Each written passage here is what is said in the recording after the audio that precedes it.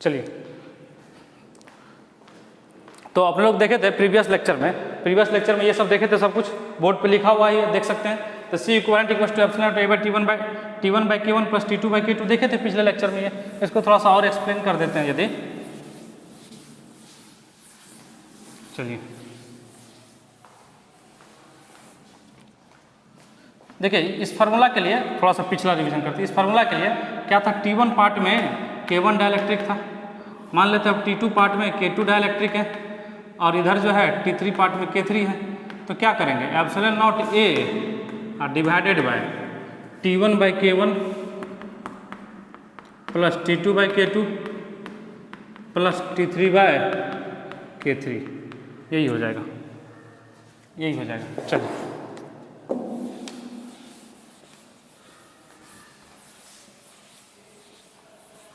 एक special case लिखते हैं, नंबर 4 तक देख लिए थे। Number 5, if T1 equals to T2 equals to A by 2 D by 2, यदि मतलब आधा आधा मटेरियल भरा हो, मतलब टोटल सेपरेशन D है, आधा थिकनेस में K1 भरा हुआ है और आधा थिकनेस में K2 भरा हुआ है, तो क्या होगा, ध्यान दीजिएगा क्या होगा। C इक्वल्स टू क्या हो जाएगा, epsilon naught A divided by T1 by K1, यही फार्मूला था अपना, प्लस T2 बाई K2, यही तो फार्मूला था। तो epsilon naught A divided by T1 तो D by 2 K1 plus D by 2 K2। अब देखिए ध्यान से, C इक्वल्स टू क्या हो जाएगा, epsilon naught A upon D, सही है, ये हो जाएगा 1 by 2 K1 plus 1 by D by 2 common ले लीजिए ना, क्या दिक्कत है, D बाई 2 कॉमन ले लीजिए, D बाई 2 कॉमन ले लीजिए, तो 1 bye K1 plus 1 bye K2। तो C इक्वल्स टू हो जाएगा epsilon naught A by D 2, यहाँ एलसीएम ले लेंगे तो K1 K2 नीचे में हो जाएगा K1 प्लस K2, समझिए ध्यान से, यहाँ एलसीएम ले लीजिएगा, लेके देख लीजिएगा, यही आएगा। K1 इंटू K2 होगा तो नीचे में होगा तो पलट के ऊपर चला जाएगा ना, ठीक है, बट्टे के नीचे में बट्टा होता है तो ऊपर चला जाता है, तो K1 इंटू K2, यहाँ K2 प्लस K1 हो जाएगा, तो उसी को लिख लिया K1 प्लस K2। तो ये जो है ना आपका ये हार्मोनिक मीन है, ये जो है ना आपका यही K इक्विवेलेंट है सीरीज के केस में, यही है K इक्विवेलेंट, और ये हार्मोनिक मीन है। जो मैथ के अंदर प्रोग्रेशन पढ़ेंगे आप लोग, या पढ़े होंगे geometric progression, arithmetic progression, harmonic progression, तो ये हार्मोनिक मीन है। खैर उतना डिटेल में नहीं जाना, लेकिन फिर भी हम लिख देते हैं, जो मैथ्स के स्टूडेंट हैं उनको पता होगा कि इसको हार्मोनिक मीन कहते हैं, हार्मोनिक मीन कहते हैं। जैसे x और y का हार्मोनिक मीन होता है 2xy divided by x plus y, तो ये हार्मोनिक मीन है। चलिए इसको लिख लीजिए जल्दी से,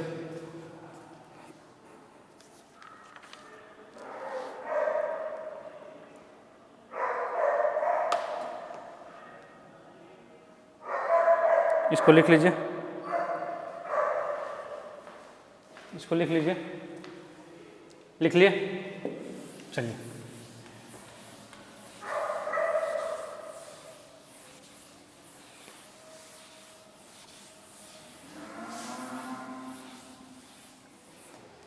नंबर 6, अभी पैरेलल प्लेट कैपेसिटर ही चल रहा है। If partially filled with dielectric,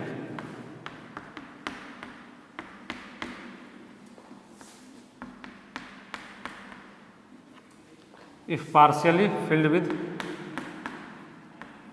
dielectric, मतलब इस पर पूरा का पूरा नहीं भरा हुआ, समझिए ध्यान से, इस पर पूरा का पूरा नहीं भरा हुआ, इस बार किस तरह से है, इस तरह से, और इसके बीच में टी थिकनेस है इस तरह से, ठीक है, इसके बीच में टी थिकनेस है जिसमें डाइलेक्ट्रिक कांस्टेंट के घुसा हुआ है, इसका डाइलेक्ट्रिक कांस्टेंट के और ये thickness T. Total separation D है, टोटल सेपरेशन अभी भी डी है, एरिया अभी भी ए है दोनों प्लेट का, एरिया अभी भी दोनों प्लेट का ए है, अब इसके बीच में जो घुसा हुआ है कुछ जगह पे, मतलब कुछ, लेकिन इतना बड़ा गैप है ना, मान लीजिए ये एक प्लेट है मेरा और ये एक प्लेट है, तो पूरा के पूरे बीच में डाइलेक्ट्रिक नहीं है, थोड़ा सा कुछ पार्ट में जो है डाइलेक्ट्रिक भर दिए हैं जिसका कांस्टेंट के है, डाइलेक्ट्रिक कांस्टेंट के है। तो इस केस में क्या हो जाएगा, देखिए ना, C इक्वल्स टू क्या हो जाएगा, एप्सिलॉन नॉट A डिवाइडेड, बताए थे जितना थिकनेस में जो होगा वही लिखेंगे। तो ध्यान दीजिए टोटल थिकनेस T है, तो D माइनस टी थिकनेस में क्या है, एयर है, तो D minus t divided by air का dielectric constant 1 plus T thickness में क्या है, K है, तो K T थिकनेस में क्या है, K है, तो K हो गया। तो C इक्वल्स टू क्या हो गया, epsilon naught A divided by D minus T plus T by K। लिख लीजिए इसको, जल्दी से लिख लीजिए स्पीड में, फिर आगे बढ़ेंगे।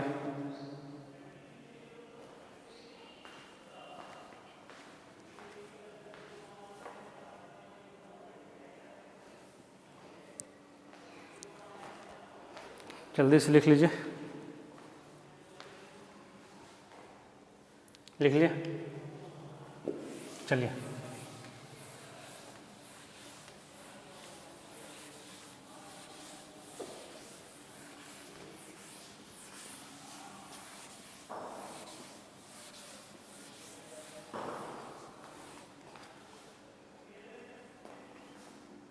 नंबर 7 देखते हैं। If plate has unequal area, if plate has unequal area, कई लोग के मन में आ रहा होगा पहले से ही कि सर ए और ए दोनों प्लेट का अगर एरिया बराबर नहीं हुआ तो आ गया। ये प्लेट हैज़ अनइक्वल एरिया, देखिए ध्यान से, मान लीजिए ये बड़ा है ये छोटा है, इस तरह से ये बड़ा है ये छोटा है, ठीक है। तो क्या होगा, इसका एरिया मान लीजिए A1, इसका एरिया मान लीजिए A2, ठीक है। तो A1 is greater than A2, A1 is greater than A2, और दोनों के बीच का सेपरेशन D है, दोनों के बीच का सेपरेशन D है। चलिए तो समझिएगा, तो जो अपना कैपेसिटर बनेगा वो सिर्फ और सिर्फ इतना ही पार्ट में बनेगा, ये मतलब ओवरलैपिंग एरिया, नहीं समझे, ओवरलैपिंग एरिया ही अपना काम करेगा, समझिएगा। जैसे मान लिया जाए कि ये डस्टर बहुत बड़ा है और मेरा हाथ छोटा है, ठीक है, और यहीं तक पहुंच रहा है, तो जो ओवरलैप एरिया कर रहा है इसको इस पर चिपका दीजिए ना, मतलब जो छोटा वाला एरिया है समझिए वही लेना है हमेशा, क्योंकि छोटा वाला एरिया ही ओवरलैप करेगा, मतलब जहाँ तक दोनों एरिया जा रहा हो। तो देखिए ना यहाँ पे ध्यान से, ये A1 है ये बहुत बड़ा है, लेकिन A2 इतना ही है, तो A2 को इधर ओवरलैप करा दीजिए इस पर, तो मतलब overlapping area should be taken, is taken, या overlapping area is taken, overlapping area is taken, मतलब जो ओवरलैपिंग एरिया वो लिया जाता है। तो C इक्वल्स टू क्या हो जाएगा इस केस में, एप्सिलॉन नॉट A1 या A2 डिवाइडेड बाय D, बीच में एयर भरा हुआ, बीच में एयर भरा हुआ इसलिए K नहीं लगा है, ठीक है। तो ये हो जाएगा, तो ओवरलैपिंग एरिया लेना है हमेशा आपको, क्या लेना, ओवरलैपिंग एरिया, मतलब दोनों में जो ओवरलैप कर रहा है जो छोटा, ठीक है। अगर ये ऐसे होता, सपोज करिए ऐसे होता, तो ये एरिया लेते हैं, ये तो कैपेसिटर अपना इतना ही में, यही ना दोनों का एरिया ओवरलैप कर रहा है। कई लोग के मन में ये भी आ रहा है सर एक ऊपर खिसका हुआ एक नीचे खिसका हुआ, तो ये वाला एरिया लेना, ये वाला जो ओवरलैप कर रहा है। चलिए लिख लीजिए इसको, लिख लीजिए,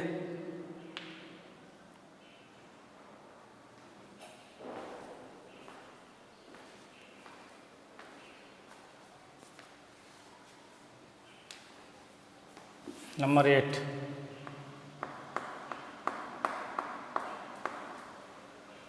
नंबर 8 को मिटा दे रहे हैं।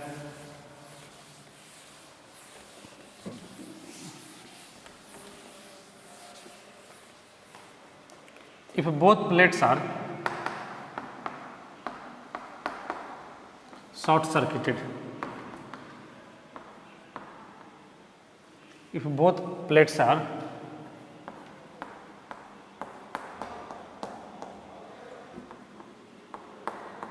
शॉर्ट सर्किटेड, देखिए शॉर्ट सर्किट का मतलब क्या होता है वो समझिएगा, कई बार यूज है, हालांकि करंट इलेक्ट्रिसिटी में जो अगला चैप्टर है उसमें डिटेल में बताया जाएगा। शॉर्ट सर्किट समझिएगा, पहले थोड़ा सा बता देते हैं, ठीक है। शॉर्ट सर्किट क्या होता है, देखिएगा बचपन में आपको याद होगा कि आपके घर में अगर बैटरी रहा होगा आप क्या करते होंगे, बैटरी को चेक करने के लिए कि बैटरी चार्ज है या नहीं है, कई लोग ऐसा करते होंगे कि बैटरी चार्ज है या नहीं है, एक वायर लेते होंगे, इसके प्लस से चिपकाते होंगे और यहाँ पे डाल के चेक करते होंगे, यहाँ पे डाल के ऐसे करके चिपका, थोड़ा सा ऐसे करके सटाते होंगे फिर हटाते होंगे।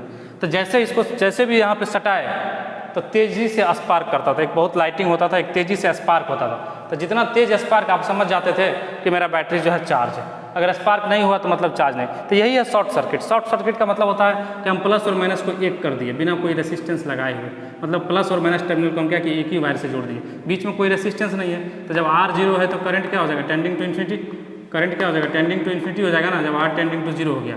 ठीक है, तो यहाँ पे इन्फिनाइट करंट सप्लाई होता है। ठीक है, तो इसी को कहते हैं शॉर्ट सर्किटेड। तो यहाँ पे पैरेलल प्लेट कैपेसिटर में बोला है दोनों कैपेसिटर को शॉर्ट सर्किट। तो कैपेसिटर को शॉर्ट सर्किट करने का मतलब अपना कैपेसिटर इस तरह से था और क्या किया हमने, बदमाशी किया और एक वायर लाया और उससे दोनों प्लेट को जोड़ दिया, एक वायर लाया और दोनों प्लेट को जोड़ दिया। इस तरह से अपना कैपेसिटर था पहले, कोई दिक्कत नहीं था, बहुत अच्छा बहुत खूबसूरत कैपेसिटर था, काम भी कर रहा था। लेकिन हमने क्या बदमाशी किया, इसमें एक वायर लाया, एक कंडक्टर लाया और वो जोड़ दिया। तो जैसे जोड़ दिए कंडक्टर, देखिए ना, कंडक्टर से अगर कोई भी दो कंडक्टर अगर कॉन्टैक्ट में आ जाएगा तो दोनों का पोटेंशियल सेम हो जाएगा। तो जितना इसका पोटेंशियल उतना ही इसका पोटेंशियल। ठीक है, तो जो डेल्टा V हो जाएगा वो क्या हो जाएगा, V minus V equals to 0, V minus V equals to 0 और C इक्वस टू क्या होता है अपना Q अपॉन डेल्टा V होता है। अब डेल्टा V टेंडिंग टू 0 हो गया, अगर डेल्टा V टेंडिंग टू 0 हो गया, अगर ये वाला टर्म टेंडिंग टू 0 है तो डिवाइडेड बाय 0 आ जाएगा, अगर Q डिवाइडेड बाय 0 आ जाएगा, एग्जैक्ट 0 तो हो नहीं सकता 0, तो C क्या हो जाएगा, tending to infinity, C tending to क्या हो जाएगा, तो C इक्वस टू क्या हो जाएगा, इन्फिनिटी। ठीक है, C टेंडिंग टू क्या हो जाएगा, इन्फिनिटी। चलिए ये लिख लीजिए, इन्फिनाइट हो जाएंगे इसके, लिख लीजिए इसको, लिख लीजिए।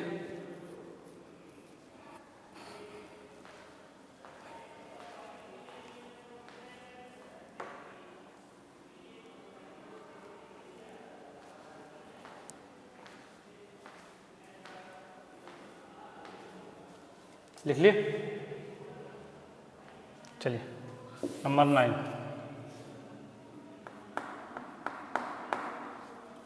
मिटा दें। चलिए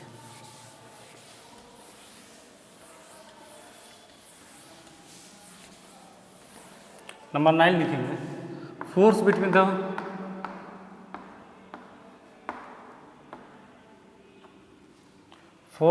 द plates of capacitor।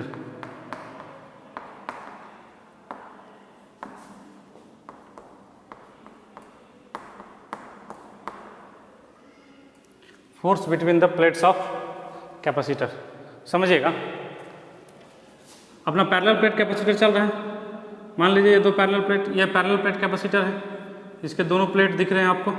ठीक है, चलिए एक पे प्लस Q चार्ज है, दूसरे पे माइनस Q चार्ज है, दोनों का एरिया सेम लेंगे अपने लोग। चलिए जो भी है, तो क्या होगा, ये प्लस Q चार्ज क्या होगा, माइनस को अपनी तरफ अट्रैक्ट करेगा, और माइनस Q चार्ज क्या होगा, प्लस को अपनी तरफ अट्रैक्ट करेगा। तो होगा क्या, इस पे फोर्स इधर की तरफ और इस पे फोर्स इधर की तरफ, दोनों बराबर होगा आपस में, दोनों का मैग्नीट्यूड बराबर होगा, लेकिन डायरेक्शन दोनों का अपोजिट, एक इधर जा रहा फोर्स लग रहा है तो एक पे इधर लग रहा है। ठीक है, अट्रैक्टिव फोर्स है दोनों। ठीक है, चलिए बहुत अच्छा। तो फोर्स निकालने के लिए सबसे पहले क्या होता है, F बराबर Q इंटू ई होता है। ठीक है, F बराबर क्या होता है, Q इंटू ई, सिंपली F बराबर क्या होता है, Q इंटू ई। तो F बराबर Q ई, देखिएगा जब इस पे फोर्स निकाल रहे होंगे तो इलेक्ट्रिक फील्ड इसका लेंगे, और जब इस पे फोर्स निकाल देंगे तो इलेक्ट्रिक फील्ड इसका लेंगे। ठीक है, ऐसा नहीं किए कि नेट इलेक्ट्रिक फील्ड ले लिए, इसके द्वारा भी इलेक्ट्रिक फील्ड और इसके द्वारा भी इलेक्ट्रिक फील्ड। ठीक है, देखिए खुद का जो है ना, खुद चार्ज जो है ना अपने इलेक्ट्रिक फील्ड की वजह से खुद पे फोर्स नहीं लगाता, नहीं समझे, खुद का चार्ज जो है ना खुद के इलेक्ट्रिक फील्ड की वजह से खुद पे फोर्स नहीं लगाता। तो इस पे अगर फोर्स निकाल देंगे तो इलेक्ट्रिक फील्ड इसका लेंगे, तो इलेक्ट्रिक फील्ड क्या होगा, सिग्मा बाय 2 एप्सिलॉन नॉट।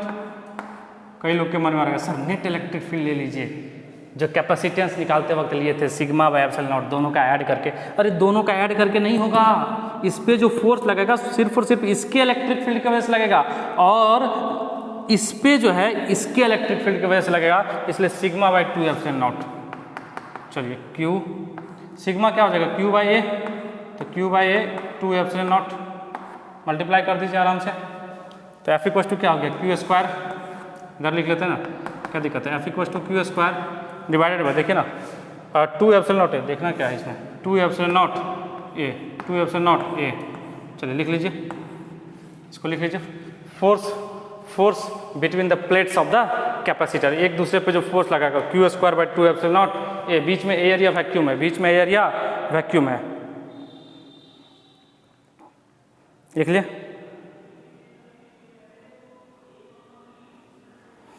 लिख लिए, काफ़ी गर्मी है लेकिन कोई बात नहीं, फिर भी हम पूरा का पूरा लेक्चर कंप्लीट करेंगे, बिल्कुल चिंता नहीं करना है। लिख लिए number 10,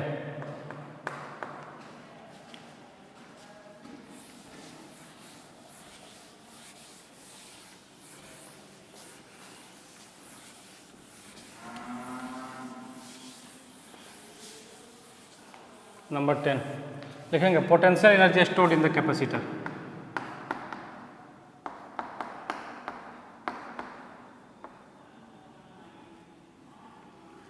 potential energy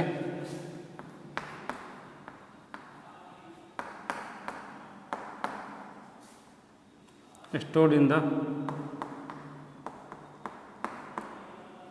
capacitor, potential energy stored in the capacitor.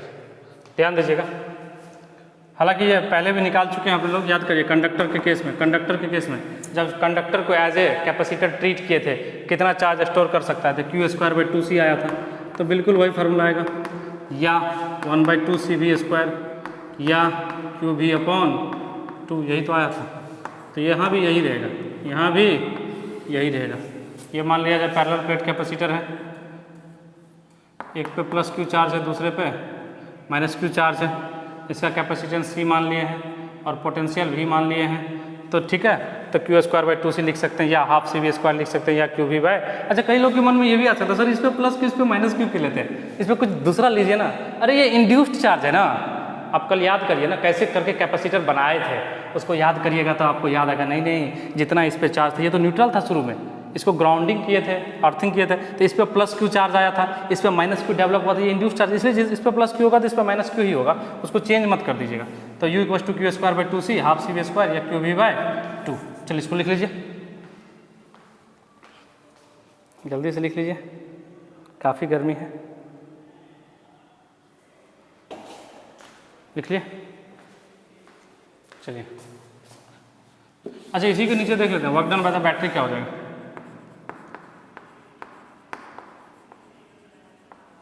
Work done by the battery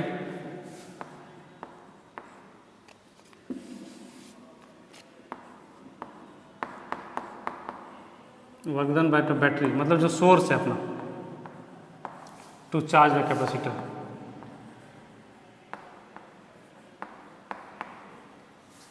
to charge the capacitor, मतलब कैपेसिटर को चार्ज करने में बैटरी को कितना वर्क करना पड़ेगा, बैटरी को कितना वर्क करना पड़ेगा, मतलब W सोर्स, जिस सोर्स से चार्ज कर रहे हैं आप, क्या हो जाएगा, W source equals to Q into potential, potential उसका क्या है V, Q इंटू V, या Q को C भी लिखेंगे तो CV², या Q और कुछ लिख सकते हैं, लिख ही सकते हैं Q इंटू V के, अच्छा Q square by C, V को लिख सकते हैं Q बाई C।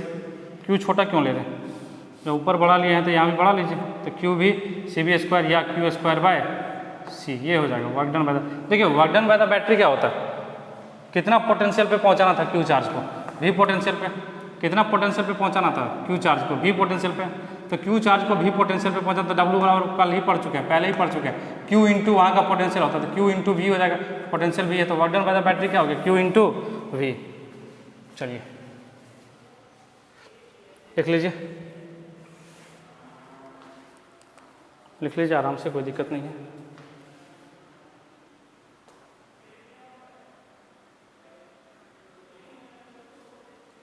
लिख लीजिए,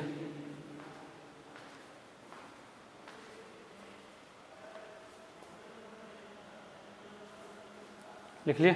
चलिए एनर्जी कितना का लॉस हो गया, देखिए ना, हम बैटरी ने काम किया Q इंटू V, बैटरी ने काम किया Q इंटू V और हमको मिला Q V बाई 2, तो लॉस तो हुआ है, नहीं समझे। बैटरी ने कह रहा है कि हमने Q इंटू वी वर्क किया है, लेकिन कैपेसिटर कह रहा नहीं, हम तो Q वी बाई 2 ही लिए हैं, इसका मतलब बीच में लॉस हुआ है।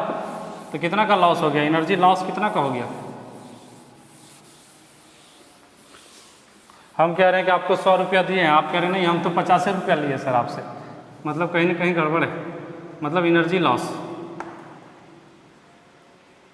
लॉस क्या हो जाएगा, Q V minus Q V by 2, तो आंसर आ जाएगा क्यू वी बाय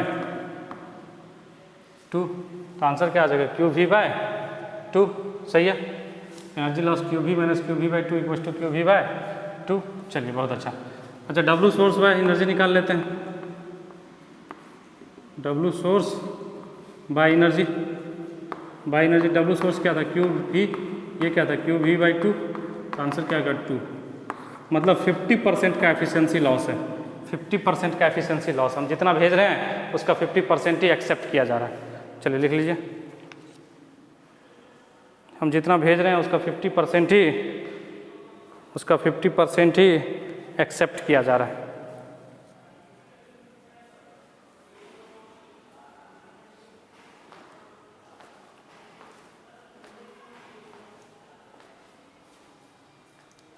लिख लिए, चलिए अगला energy density.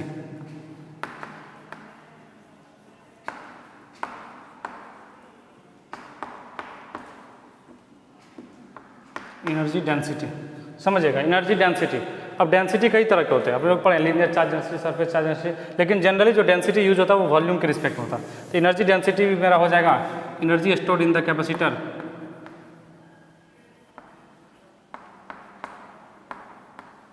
Energy stored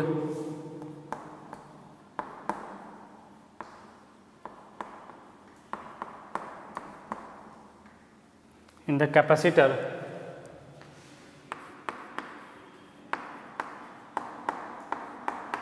per unit volume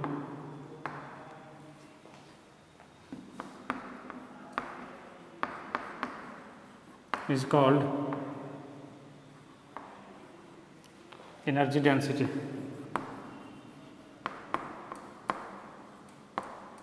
Is called energy density.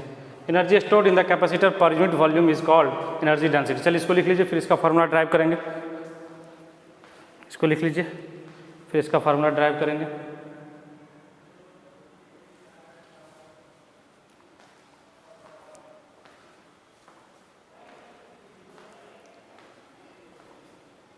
गर्मी काफ़ी है, फिर भी कोई बात नहीं, आप लोग के लिए हम ज़रूर इसको कंप्लीट करेंगे।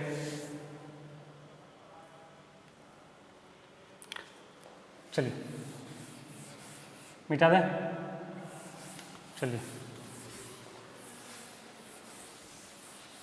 देखिए एनर्जी डेंसिटी होगा क्या, U upon volume, U upon volume, यही तो एनर्जी डेंसिटी होगा। ये कैपिटल U है, ये कैपिटल U है, U अपॉन वॉल्यूम। तो एनर्जी अभी अभी क्या था अपने लोग का, क्यू भी से नहीं शुरू करते हैं, हाफ सी वी स्क्वायर से करते हैं। 1/2 C V square divided by, देखिए एनर्जी क्या था, half C V square divided by volume. क्या हो जाएगा, वॉल्यूम हो जाएगा एरिया इंटू गैप। ध्यान दीजिए ना, ये देखिए ना, ये एरिया था, दोनों का एरिया ये था और बीच का गैप डी था, तो वॉल्यूम क्या हो जाएगा समझिए ना आप, ये एरिया ए है, ये एरिया ए है, इस तरह से एरिया ए है, ये दोनों ए है, ठीक है, बीच का गैप डी है, तो ये एरिया इंटू दिस गैप तो ए इंटू डी हो जाएगा, ए इंटू डी क्या हो जाएगा, वॉल्यूम हो जाएगा। चलिए तो 1/2 सी को क्या लिख सकते हैं, epsilon naught A divided by D, epsilon naught A divided by D into V क्या है, पोटेंशियल है, वी क्या है, पोटेंशियल है। देखिए वी इक्वल टू जो होता है ना, ई इंटू डी होता है, वी इक्वल टू होता है ई इंटू डी या E equal to V by D, आप लोग जानते होंगे।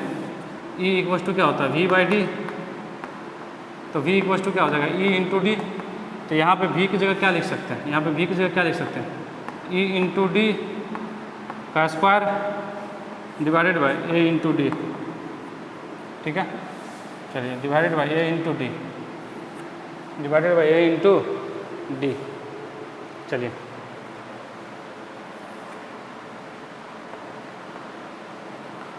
तो U पर यूनिट वॉल्यूम क्या हो जाएगा, एनर्जी पर यूनिट वॉल्यूम क्या हो जाएगा, देखिए 1/2 एप्सिलॉन नॉट ए, डी नीचे आ जाएगा, 2 और डी नीचे आ जाएगा, तो epsilon naught A divided by 2 into D into पहले से ए डी है इंटू ई स्क्वायर और यहाँ पे डी स्क्वायर। देखिए ना ई इंटू डी का स्क्वायर है तो ई का भी स्क्वायर और डी का भी स्क्वायर।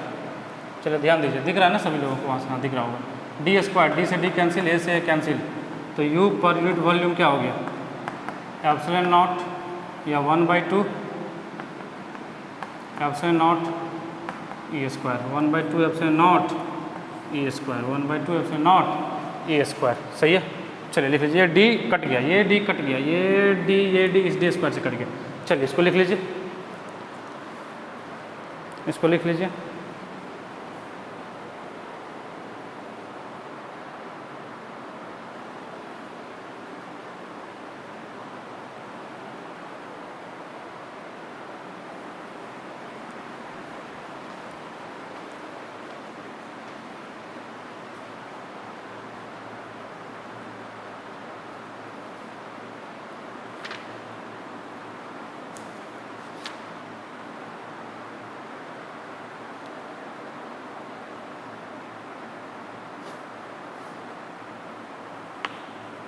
लिख लीजिए, लिख लिए।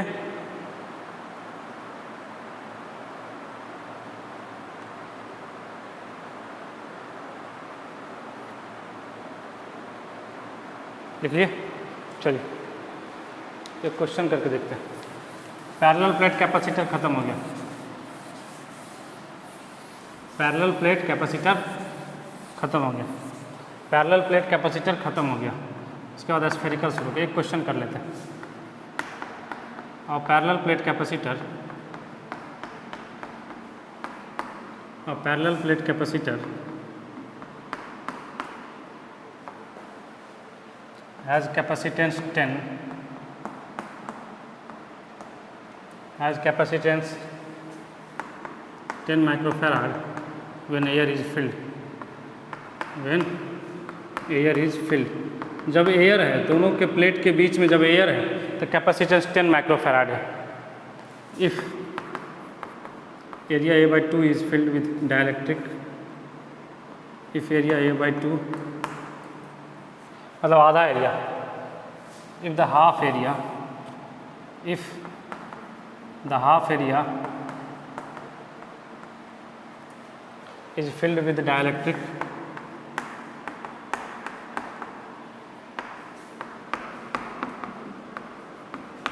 is filled with dielectric, then as shown then capacitance become 50 microfarad, then capacitance become 50 microfarad। find the dielectric constant, find the dielectric constant, find the dielectric constant। चलिए ट्राई करिए, find the dielectric constant। चलिए 5-10 second में try करिए।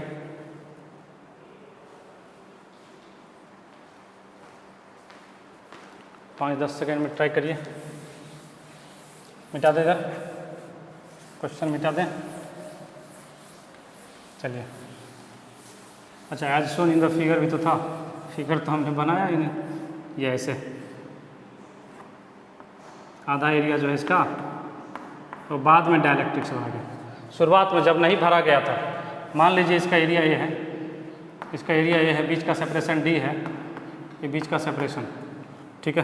तो जब नहीं भरा गया था तो 10 माइक्रोफैराड था, मतलब 10 × 10⁻⁶ इक्वल टू क्या हो जाएगा, एप्सिलॉन नॉट A/D, तो एप्सिलॉन नॉट A/D। ये शुरू का कंडीशन है, जब डाइलेक्ट्रिक नहीं भरा गया। जब डाइलेक्ट्रिक नहीं भरा गया तब का कंडीशन है 10 × 10⁻⁶ एप्सिलॉन नॉट A/D।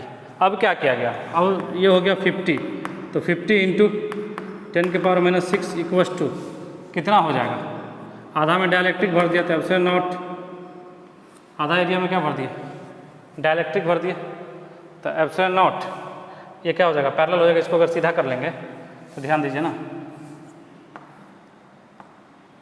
ये ऐसे हो जाएगा, सही है, ये ऐसे हो जाएगा, ठीक है। तो इसका क्या हो जाएगा, एप्सिलॉन नॉट a/2/d, ठीक है। तो आधा क्या हो जाएगा, epsilon not a/2d plus epsilon not k a/2d। ध्यान से समझिएगा, देखिए आधा में डायलैक्ट्रिक भर दिए बाद में, तो आधा एरिया जो a/2 बचा उसमें तो एयर रहा, तो उसका तो एप्सिलॉन नॉट a/2d हो जाएगा, प्लस जो आधा एरिया बचा एप्सिलॉन नॉट k a/2d हो जाएगा। ये a/2 है इसलिए 2d है, ये 2d नहीं है, ये a/2 है। कई लोग कहते सर ये d होता है 2d क्यों लिख दिया, अरे देखो ये a/2 है, ये a/2 है, ठीक है।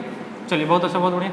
तो 50 into 10⁻⁻6 epsilon naught a/d common ले लीजिए, तो यहाँ क्या बचेगा 1/2 प्लस k/2, तो 2b क्यों ना बाहर ले लें, 2b कर ही लीजिए ना, कितना क्या एप्सिलॉन नॉट a/2d बाहर ले लीजिए, यहाँ क्या बचेगा 1 प्लस k, इसको मिटाइए, इसका कोई काम नहीं है, ठीक है। इधर एप्सिलॉन नॉट a/d की जगह क्या लिख सकते हैं, 2 को उधर फेंक दीजिए, तो हो जाएगा 100 into 10⁻⁻6 equals to epsilon naught a/d बचेगा, इसको क्या लिख सकते हैं 10 इंटू 10⁻�6, इधर क्या बचेगा 1 प्लस k, 10⁻⁻6 से कैंसिल, 0 से 0 cancel, 10 equals to 1 plus k equals to 9, answer लिख लीजिए, इसको लिख लीजिए आराम से। फिर मिलते हैं नेक्स्ट लेक्चर में, तब तक के लिए धन्यवाद, बाय।